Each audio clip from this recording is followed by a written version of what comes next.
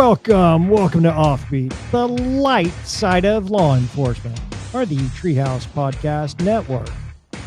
On today's show, we'll hear about academy stories, name games, and ride-alongs. That'd be interesting. And who knows what else we'll get into. Steve here, co-host for today, Detective Curtis Hadley. Proud to be here, guys. Thank you. And we're joined with two guests in studio. We've got retired Officer Mitchell Ellis. Hello. What's up? For those of you listening and not watching on YouTube, Mitchell saluted everybody on YouTube. So he's fresh out of mime school, I guess. Yeah. Mime school. Yeah. That's his retirement job. He's a mime now. Yeah. Also joining us in studio, we've got Officer Josh Vanbrunt. Hey, glad to be here. Welcome, everybody. I do want to, Curtis, I do want to mention something. Old Rachel Roberts was on the show a couple of episodes back. Rachel works for Louisville PD, and she got us a Louisville PD patch. Oh, man, the collection's growing. It is. And I was almost a little embarrassed whenever she was here, and she's like, "Where's my Louisville patch?" Well, you got to admit, that looks like a fireman's patch, so it's a lot of red and black there. Yeah. Where's the blue, Louisville? Come on. Yeah, there's no blue in it. I mean, that literally is red and black. I would say, yes, fireman, what do you got there? But you know, it says Louisville. Well, and Louisville being one of our closer agencies out here, you would think that you would think that one of the previous guests from Louisville, Chris Clements, would have brought us a patch. But yeah, we've got patches. Sometimes it slips your mind. You never know. You know, Australia brought us a patch. Louisville, yeah, because the postage would have killed her. Now, Curtis, we're going to stay away from barnyard animals today, but I do want to say one thing. I was sent, Karen and I were sent a thank you card from Donkey and Equine Haven, the place we actually adopted the two donkeys from. So we got our little thank you card from them. So if you're listening to the show and you need a horse or a donkey, contact the folks at Donkey and Equine. Get your ass over there and did it.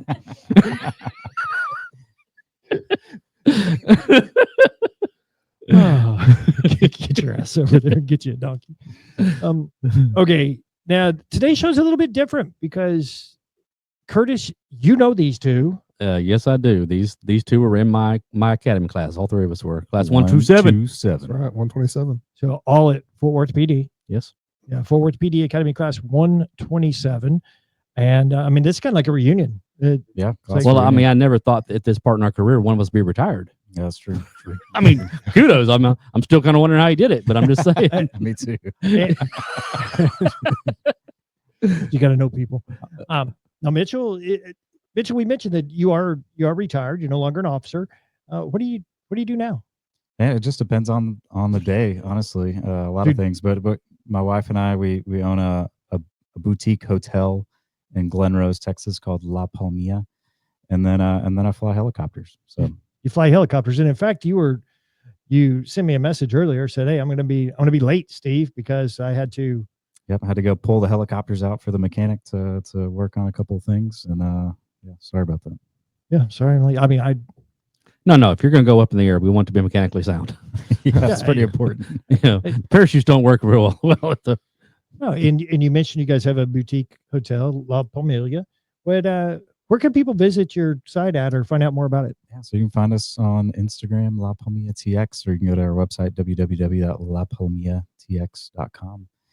We've got a beautiful place. I mean, chapel, venue space. We're on the Brazos River. Lots of room. It's first class. It's a really cool place. Very nice. And Mitchell, how long were you an officer?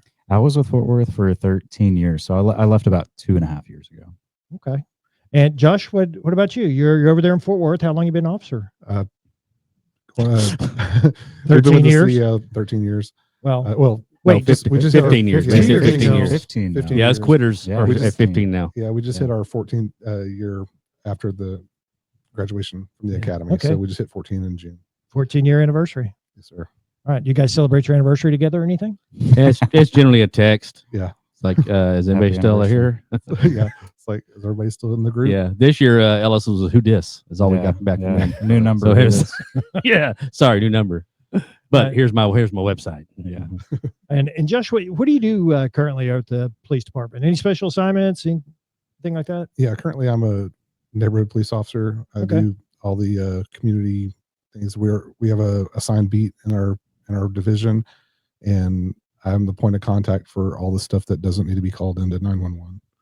I get all That's the way to say it. I mean, that's really I catch all the crap that they don't want to send an officer out for. They give them my phone number and they call me.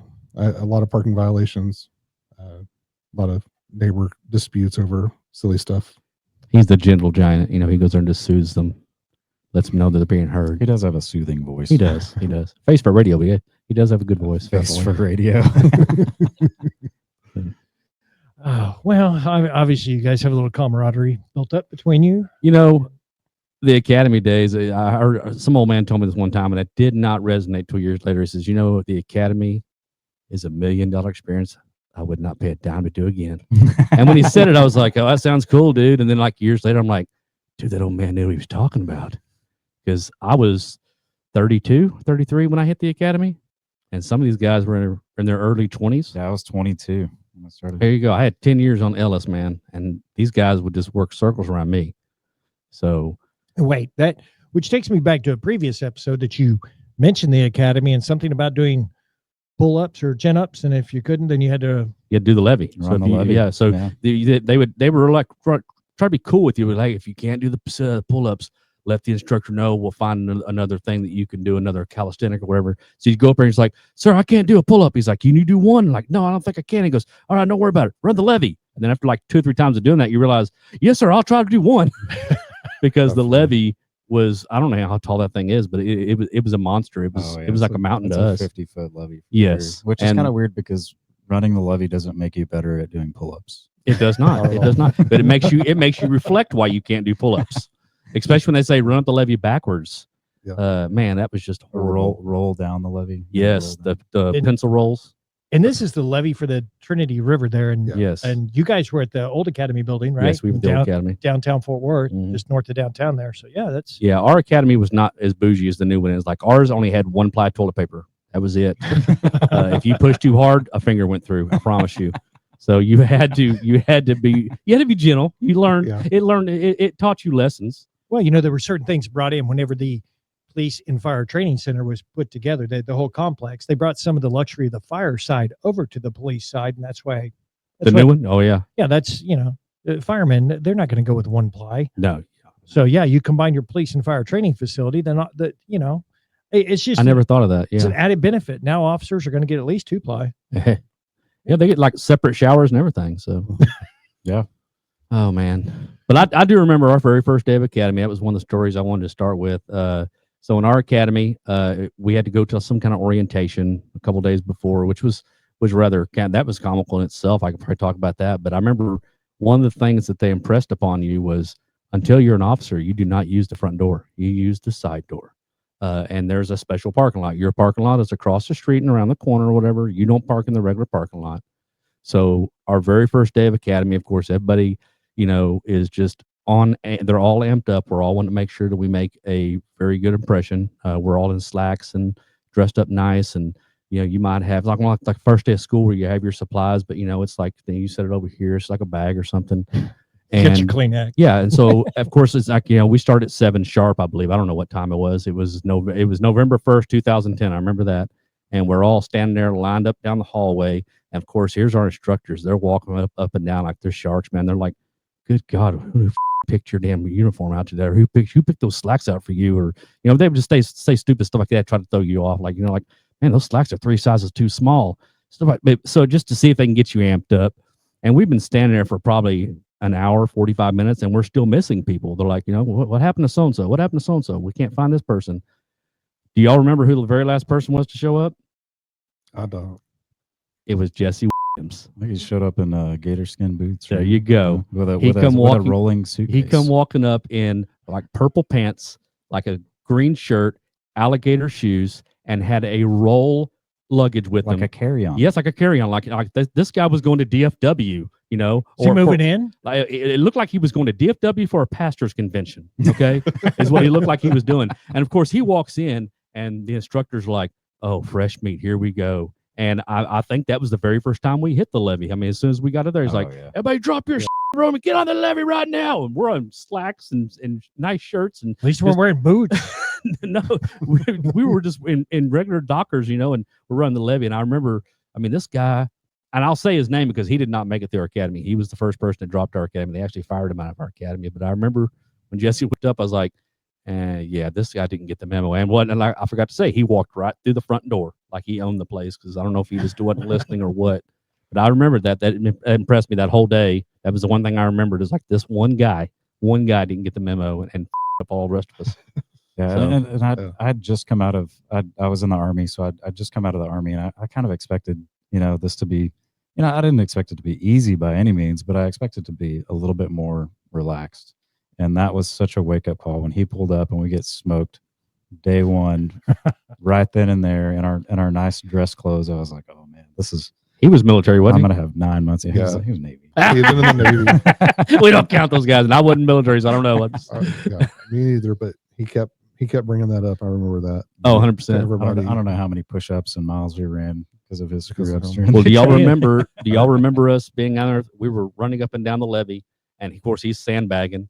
And so then I don't know who the instructor was, maybe Jamie. He's like, "Hey, everybody stop! Everybody stop! We're gonna grab this pole." And so we had to grab the telephone pole. We all had to pick it up. And so as we're doing that, of course, we have guys that are so short they're not even touching the pole. We have Vanbrunt that's holding them. Put Vanbrunt in the middle. He's holding most of the pole. And what do? They go, Jesse, no, Jesse, we're gonna give you a ride. And so they put Jesse on top of this thing. We had to carry his and we had to carry him from the Trinity River all the way up over the levee, down the parking lot, down the hill, and to give him a ride. And this guy was a professional sweater. This dude, it was like raining. Yeah. I mean, you're underneath him. It's like you could feel his sweat just coming off you. I know they call it training juice, but that was just horrible. And he had the biggest grin on his face the whole time. Yeah, he was loving. Yeah, he thought he was being. He thought that he was being. Put up on a pedestal for what he did. And it's like, no, no, you're being singled out, buddy. Blanket party's coming later. Oh yeah. Now, Mitchell, did you think, hey, I'm out of the military, I'm good to go, and then all of a sudden, crap, I'm right back into it? Huge wake up call. I mean, and then you realize like this is going to be 9 months of this, So it was just it's for anybody who's thinking about joining a police academy, it's a long process, and it's obviously it gets a little easier the later on you get into the academy, but I would say the first half was until we got through the range, it was a beating every day. I was exhausted every day when I came home. Yeah, I mean it's definitely a commitment, but it's a commitment that's worth it. Oh, it's worth it, and there's so much pride when you come out. You walk across the stage and you're officially a police officer now. I mean, there's a tremendous amount of accomplishment and pride that comes with that. So it was definitely a worthwhile experience. Now I'm going to brag just 1 second. When I graduated my academy, I graduated the salutatorian. The funny thing behind this, I mean, I had just been through college and had all the classes, penal code, CCP, all that kind of stuff. So the academy was just review on the academic side. We had one fireman in our class because he was going to be an arson investigator. Yeah. So he had to get TCLIOS certified at the time. He was our valedictorian because he beat me by 1/10 of a point. I'm like, okay, there's supposed to be a police academy. A fireman just came in here and beat us. Oh, burn. Was there 3 in y'all's class?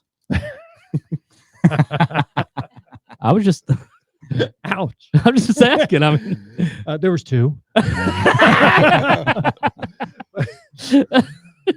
But I just remember because I was so proud. It's like, okay, yeah, I'm salutatorian. And then I got to my first training officer. He said, that doesn't mean crap. Yeah. Nobody cares. The fireman beat you out because he had a mustache. I never thought about that. He edged you out with the mustache. Never thought about that. By a hair. Yeah.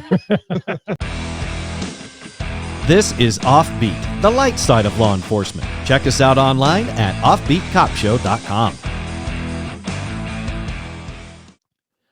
Let's welcome Daniel Cook from Cook DFW Roofing and Restoration into the studio. The number 833 Cook DFW. The website cookdfw.com. Anything new in your world, Daniel?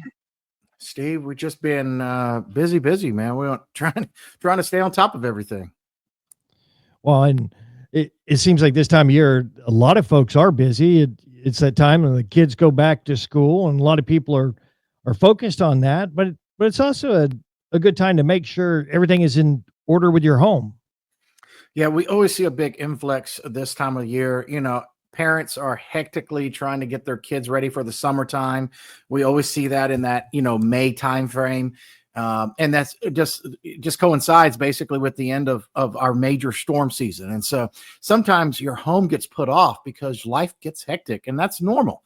So a lot of times, families are trying to get ready for vacations. They're getting their kids. They got to get them enrolled in camps and programs and stuff like that. And so the home kind of becomes a secondary issue. So, but what we don't want to happen is something down the road when we get, believe it or not, fall's right around the corner, and we're going to start getting more rain.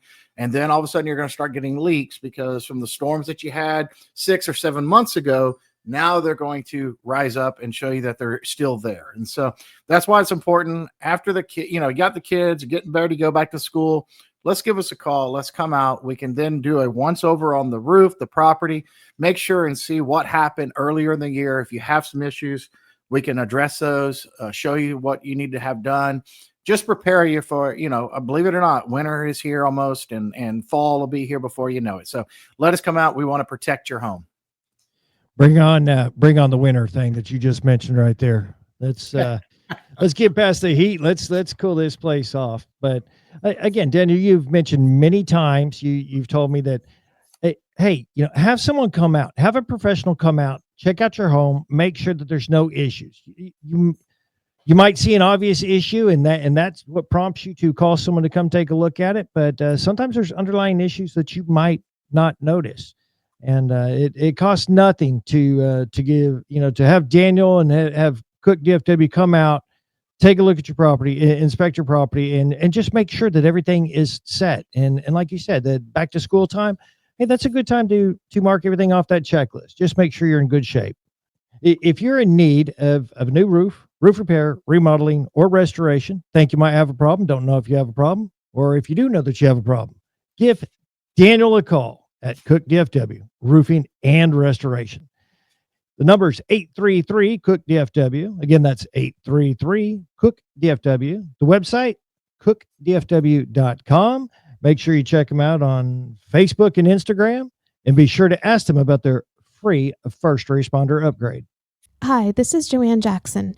My husband, Dallas Police Officer Brian Jackson, gave his life serving the city of Dallas in 2005.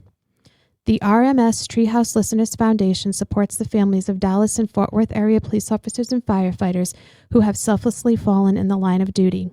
To donate, please visit offbeatcopshow.com or treehouseonair.com and click on the link.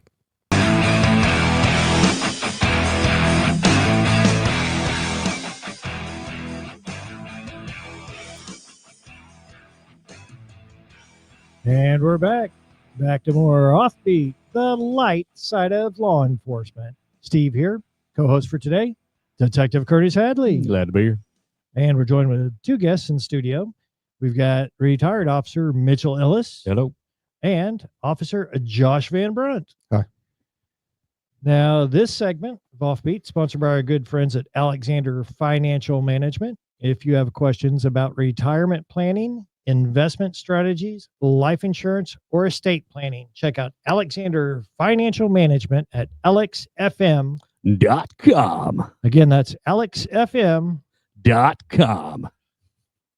Actually, it says .com. .com. There's a lot of dots there.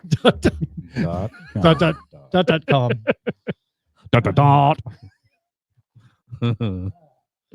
Curtis, you should get paid to be a .com guy for multiple. Oh, that's pretty good. He practices that in the mirror before he comes to the show. Well, he's at home in the with shower. clothes on. .com. That's all I heard on the way up here. The entire ride from Fort Worth to. How's it sound, man? Does it sound okay? That's not my real voice. Yes, Curtis, it sounds good. Is there enough twinkle Great in my movie. voice?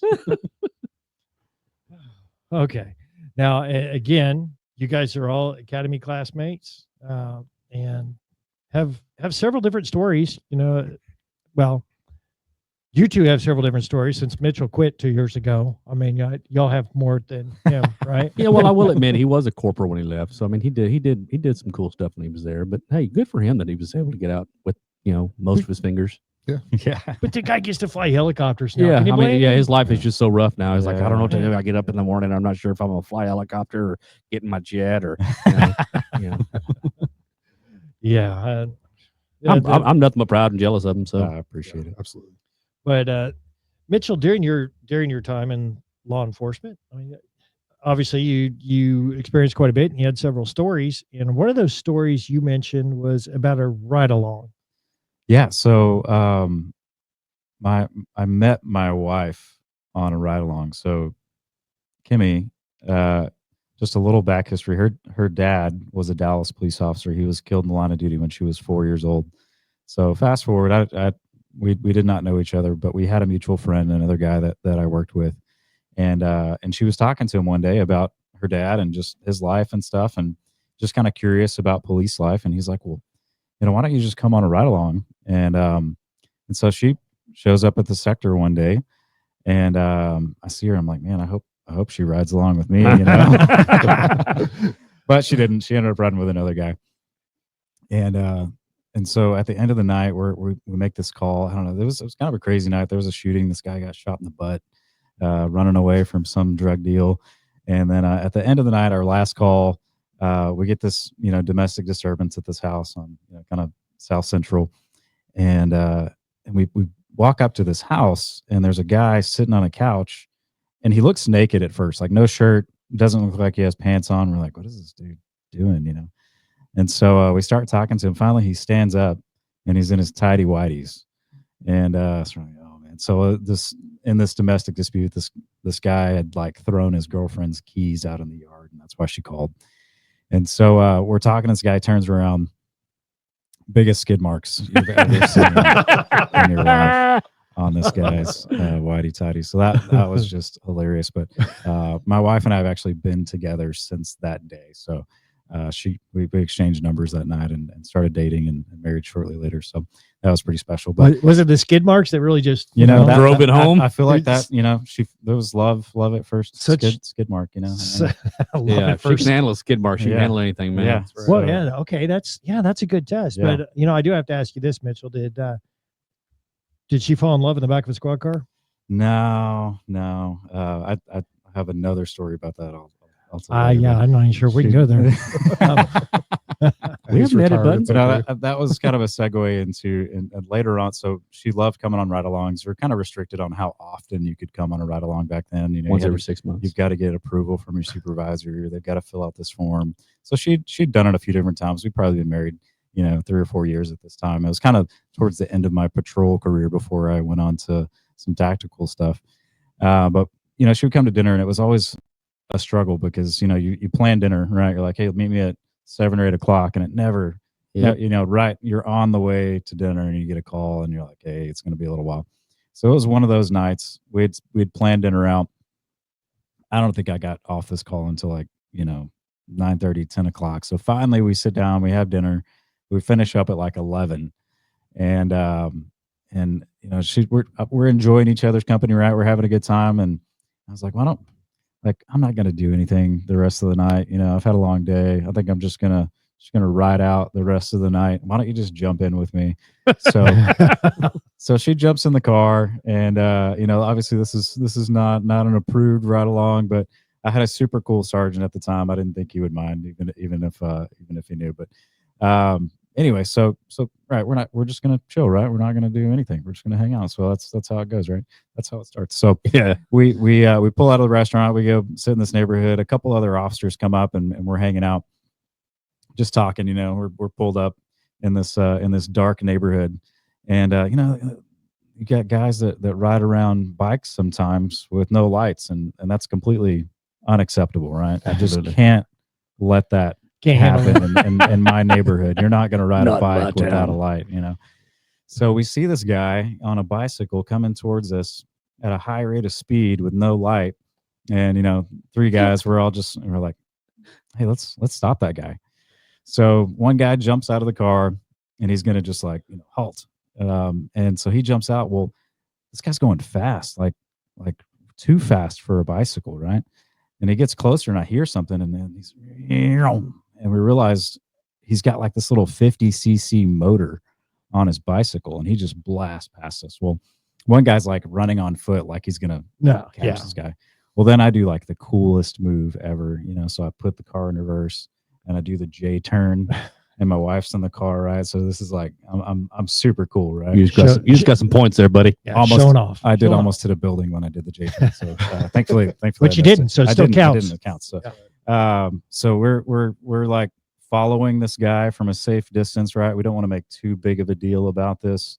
And so we're following him, he kind of goes through the neighborhood. He's making, turning left, turning right. And finally we get up to him, and he's going to bail, right? So now it's turning into a foot chase. And so we jump out of the car. Well, we realize he's at his house, or at a house that he knows of, and he's going to try to get inside this house. And so I jump out of the car, and I just like latch onto this guy's back. He goes down to the ground. And by that time, my buddies are there. We're trying to get this guy in custody. Well, he's a big guy, and sometimes really hard to get their arms behind their back. And so we're really struggling to get his arms. Well, we hear pop. Ooh, his shoulder pops out of place. We're putting him in handcuffs. Well, right about the time we're getting this guy in handcuffs, well, this lady comes out of the front of the house, and she's not happy with what's going on in her front yard. Turns out it's his wife. And she starts screaming and yelling, and we're like, "Ma'am, stay back, stay back, stay back." Well, she's not listening. She's coming at us. She wants to fight. And so we end up taking her to the ground, putting her in handcuffs, arresting her for interference. So now we've got this guy's got a motorized bicycle. It's evading in a motor vehicle now. And then we've got interfering with official police duties on the wife. So now this is turned from me not doing anything for the rest of the night to a pretty big call. And so we're sitting there. We've got a use of force incident, so we've got to call our supervisor out. My wife's in the car, so I'm like, oh, this is not good. And so I go back to the car. My lights were on, and I was like, hey, turn the lights off. She's like, no, leave the lights on. I don't want anybody to know that I'm in here. I'm like, okay. So next thing I know, Big Sarge pulls up to the call, and we're giving him the lowdown on what just happened. And while we're sitting there talking to him, he's like, man, those lights are bright, man. Oh, no. I'm like, oh gosh, I can't see you, can't hear you guys. The lights are too bright. So referring to your overhead lights. Referring to my overhead lights. So he walks over to my driver door, pops it open, and there's Kimmy. And he's like, whoa, guys. It's like, y'all got to start locking your doors. You got a stowaway in there. Somebody just got a small Asian boy in here. Somebody just jumped into your car. You guys got to be more careful. And that was the end of it. I never heard anything else about it. So Good sergeant. it was Oh, Yeah, man. Well, hey, on your defense, no one knew that it was a Schwinn Super Sport. Okay, you just thought it was a bicycle. hey, one of the best parts of the story, we called a flatbed record, and we put that motorized bicycle on a record and pounded it. And also, in just a small note, homage to all those police wives that have sat in an IHOP for hours waiting for their husband to come in and do a meal with props. I can't tell you how many times I've done it to my wife, and I was like, it means a lot from them that they put up with our junk, but then they sit there hour after hour like, sweetheart, sorry, like, one more call, I'll be out there, and it always dominoes into something. Well, that's it. Had you not planned to meet her for dinner, you would have made it just fine. Yeah. But if you have plans, then yeah, absolutely. Yeah, anytime you set a time and a date, it's not going to happen. Now, Josh, you had told me earlier you've had to deal with some difficult people out there, and you had somebody playing name games with you. I think we all have, but elaborate on that a little bit. Okay. So in patrol, that was like my favorite thing to do. We would set up, make a stop on somebody. You get somebody lying to you about who they are, and it's always fun to try to get their true identity out of them.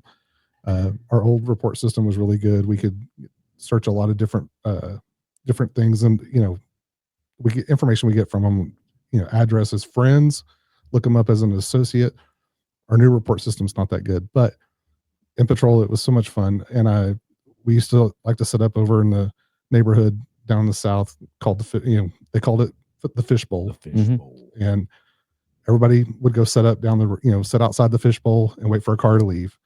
9 times out of 10, cars leaving the fishbowl, if they didn't register to an address there, they had dope in them because the dope houses were down there. Yeah, good police work. Excuse me. And so we were sitting up there just fishing, and we caught a car. Fishing. I mean, really fishing out of the fishbowl. I mean, it's really what it was. And you just sat there. You didn't have to sit there very long until you got a bite. And so we're sitting there, me and my buddy, and he was driving. I was the passenger that day. So we see a car leaving. They, I don't know, didn't signal, turning, leaving. I don't know. I don't remember what the PC was, but they pulled out. We made a traffic stop shortly after they left the fishbowl.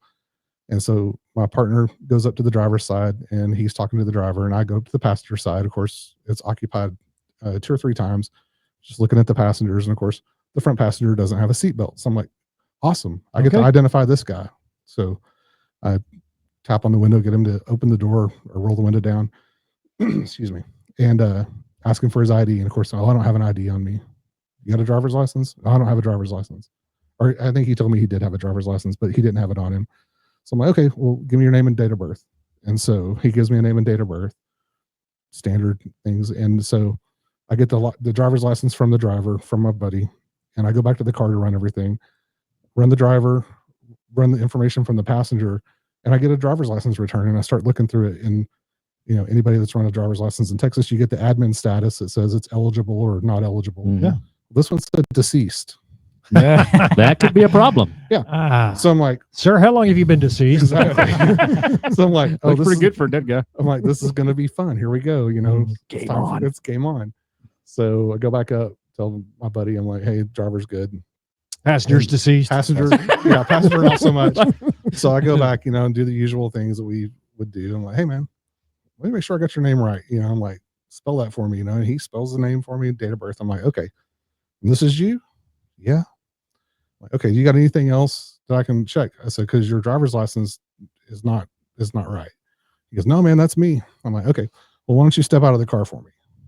Why I got to step out? I'm like, because stuff's not matching up. I'm like, just step out and talk to me. And he steps out, and as he turned, I patted him down real fast because, you know, all these things are adding up. There's something going on here.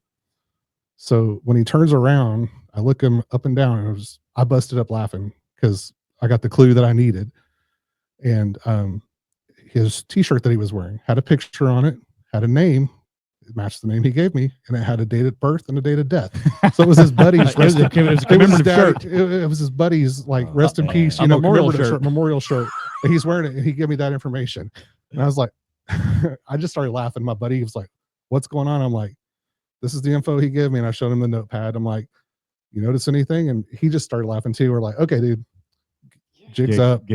Yeah. I'm like, what do you know, you got, what kind of warrants do you have that you're lying about this? And he's like, you know, just hangs his head and was like, oh, the deep sigh. Was that just like the first thing that came to his mind? You ask him, what's your name? He just like looks down his shirt. So-and-so. Apparently, I don't know. I guess I caught him off guard, and he didn't have time to make up something else. But it, you know, that was one of the funnier ones. I mean, because we've played that game time and time again. And you go back and forth multiple times. You know, okay, give me this little bit of information. Then you go search that, and you go back and forth.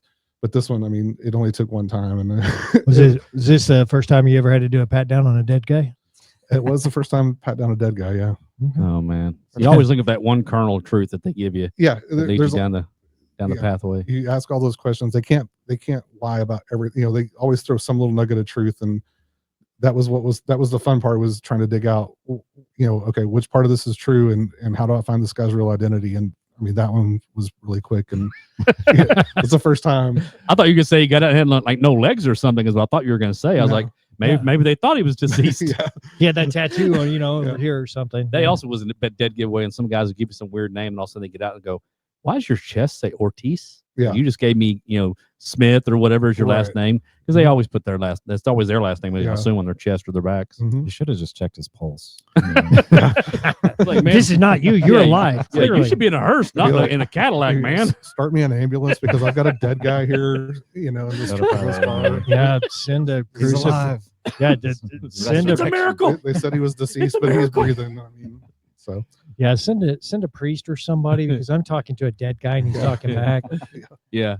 Now, over in Fort Worth PD, I know you guys. We've had several Fort Worth guys on the show before, and we've heard a lot of stories about nicknames and stuff. And I understand, Mitchell, you used to work with a gentleman with the nickname of Radar. Radar, yeah. Signal 69. Signal 69. So Radar, he was class clown for sure. I mean, never had a bad day, always in a good mood, always cracking jokes. You know, communal shower time after PT was always hilarious because he's doing something stupid in the shower. So I got a story about that. Yeah, there is. Oh yeah. Now y'all can hold off on him. But anyway, so we make it to, and he's just eager, right? So he's one of those guys that he loves his job. He wants to do it well. He wants to move up. And his dream was to be in narcotics, right? So that's all good stuff. He wants to be a narcotic, and he was really good at it. Honestly, he was a great officer, and so, but we are fresh, cut loose. Like, I mean, this is like first month out of field training when we're out on the street, and so none of us had really had a pursuit yet or anything super excited. So we're all just kind of waiting for that moment when something cool happens, and we get to jump in and do something. And so I'm just cruising around one day, and I hear somebody get on the radio with one on the ground, but it's a very high pitch. You know, nobody wants to be that guy on the radio that's like screaming, but when you're running and chasing somebody, sometimes you get excited. The adrenaline gets you. Yeah. Well, he's so excited that the pitch of his voice goes so high, like Central 280, 279, I got one on the ground. So he's just screaming, yelling, like, I knew what he said. I knew who it was, but dispatchers are pretty good about recognizing call signs and voices and things like that, but totally threw the dispatcher off. And her response to his, I got one on the ground is there anybody, or are there any units to assist this female officer with one? And so I'm driving as fast as I can to where he's out, but at the same time I'm crying, laughing so hard, laughing so hard, like about to crash out because I'm laughing so hard at this. I'm coming, Sally. You're listening to Offbeat, the light side of law enforcement. Visit us online at offbeatcopshow.com. Planning for the future is challenging, and getting where you want to go in life requires strategies built around your unique financial needs. Alexander Financial Management is here to help you reach your goals. As fiduciaries, Alexander Financial Management will pursue the best solutions for you, no exception. While their decades of experience and service are available to everyone, Alexander Financial especially wants to help first responders and their families. The founder is a former police officer, and the executive team includes a retired fire captain and a retired police officer. Their extensive background in public service gives a deep understanding of the public retirement systems of Texas. So for retirement planning, investment strategies, life insurance, and estate planning, Alexander Financial Management has your back, so you can look forward. Get more info at alexfm.com. That's alexfm.com. Investment advisory services offered through Transcend LLC, a registered investment advisor. TE3 and Alexander Financial are not affiliated entities. Insurance products and services are not offered through TE3, but are offered and sold through individually licensed and appointed agents.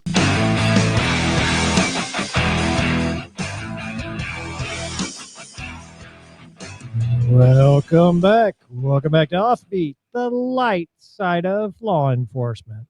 We've got two guests joining us today. We've got retired Officer Mitchell Ellis. Hello.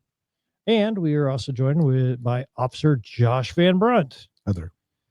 Is there somebody can help that female law host there? Wow. Sorry. I had to.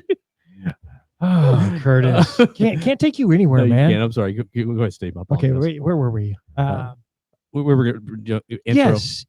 Check out the website if you haven't been there yet, guys. Offbeatcopshow.com. Again, offbeatcopshow.com. There on the website, you can listen to all episodes. All episodes. Its entirety. Oh, yeah, in its entirety, in their entirety. But also at the top of the website, there is a link there you can click on. That is for the RMS Treehouse Listeners Foundation. Go ahead and click on the link. Check out the foundation. Foundation established many years ago to provide monetary donation to the families of our fallen police and firefighters here in the Dallas-Fort Worth area. Covers 10 counties. So very, very good cause. I hate that we've got it, but I'm glad that it's there. Hate that we have a reason. Right. Amen for those guys. Kudos, though. But yeah, glad the foundation exists. So yes, if you feel so led, I would encourage you to make a donation there to the foundation. Also on the website, there's a little button, microphone on it. You can click on that. You can share a story with us, leave us a message, whatever. So yeah, if you've got a funny story and you want to leave your name and where you're from and the story, go ahead and do so. You can be anonymous. 100%. Or you can use Curtis's name if you want Absolutely. to. Doesn't matter. Doesn't matter to me. Just make sure you spell it STEVE. You're an ass. I own a couple. Wow. Okay. And also check us out on Facebook and Instagram. If you're listening to the show, just know you can watch it also on YouTube. And if you are watching on YouTube, go ahead and click that subscribe button. Give us a thumbs up on there. So like, share, follow, subscribe, all that mess. Now, Curtis, you were telling me that, I mean, these guys in studio today, since they were your academy classmates, you guys got a lot of stories together, and you told me that you've got one that you would like to share with everybody, and kind of making me nervous with this one, but I think we're going to give you a shot at this. Okay, so our academy was unique in a lot of different ways. One of the main things that was unique about our academy is that we did not have a senior class. Most time you have a senior and junior class. So we came into the academy, we didn't have a class ahead of us that could razz us or give us, because that's usually what your job is once the junior class comes in. You're going to mess with them a little bit and do little pranks to, welcome them in. We didn't have one of those. But we did have a junior class come in. I don't know when it was, guys, but it was halfway through our academy. Whatever. 128 came in, and 128. So up to that point, when it was time to get released to the showers, it was just us 20-something guys going there and getting showers. It's the same thing. You're all standing there with the towel over your shoulder. We're men. We don't mind standing around naked. It is what it is. And this one time, after the other class had started, I don't know how the schedule got discombobulated. Somehow they released us all at the same time to go into the bathroom. And this is the old academy. Guys, like 60 guys. And this bathroom's pretty small. And it's literally like only like 2 steps up from where they shot Saw. I mean, it's like the old tile. There's pipes in the ground. There's mold. I mean, it was a nasty bathroom, and there's only like 6 or 8 heads. So you got accustomed to having to share a shower head with another guy because you had to get back out there for inspection. Well, this one day somehow, you know what, guys? To this day, I probably think it's by design that they did this, and so they released all 60 of us in this bathroom, and we're in there, and we're all standing in line, and we got our towels on our shoulder. Well, Radar is our class clown, and Radar going back to Radar. Radar again. is just running around like a kid in a candy store. He's popping people with his towel. He's jumping around. He's making fun of people. Well, of course, we know Radar the entire time. Like, yeah, we know Radar. We know what he's doing with this bad Radar. Yes, this new class had no idea who this was, right? And so I remember he's running around. He turns around so fast. Now, I'm not certain if it was the towel or part of his genitalia that slapped another guy in the butt. And the fight was on. And I remember the first thing I did is I looked up and I'm trying to find the smallest guy, because I thought if I'm going to take one of these, if I got to take one, I'm taking the small guy, And we're all up in his faces. We're yelling at each other. Cuss words are coming out. Mom insults are coming out. And luckily, our 2 class sergeant arms step up. They were both staunch Marines, got each other's faces and got it all calmed down. And I remember, like, I was standing there, I was like, how am I going to explain to my wife that I got fired in a naked fight in the locker room of our academy, And I mean, to this day, I remember we walked out, no one spoke a word of that. The whole day I was like, somebody's going to come in and somebody saw this. Somebody had to have seen what happened, because we were loud. No punches were thrown, but there was a lot of yelling and screaming. And the rest of the day, we're all like on pins and needles, like just drinking our coffee. Like, okay, I don't think anybody heard that, And I have never told that story until today. No. I have never told anybody. But you left out one. What did I tell you? Important detail. What's the serial killer movie where the guy stands in front of the mirror, puts the lotion on the skin? Buffalo Bill. Yeah. He does the tuck, right? Yeah. Oh my God, I forgot about that. So while Radar's dancing around, popping people with towels, he's doing the tuck. Yeah. And so I think that might have been a factor. I totally forgot about that. The response physically ran into one of their people. Oh, that was why the tuck came to an untuck, and that's what happened. The tuck came untucked. That was when it hit the fan, as they say. And, it hit the fanny. Yeah, because he ran into him from behind. He bumped into. Thank his you, Ellis. backside. Guys, I knew that. See, the more eyes you have, more perspectives. I was still scared. I wished I didn't have eyes. I wish I hadn't seen that.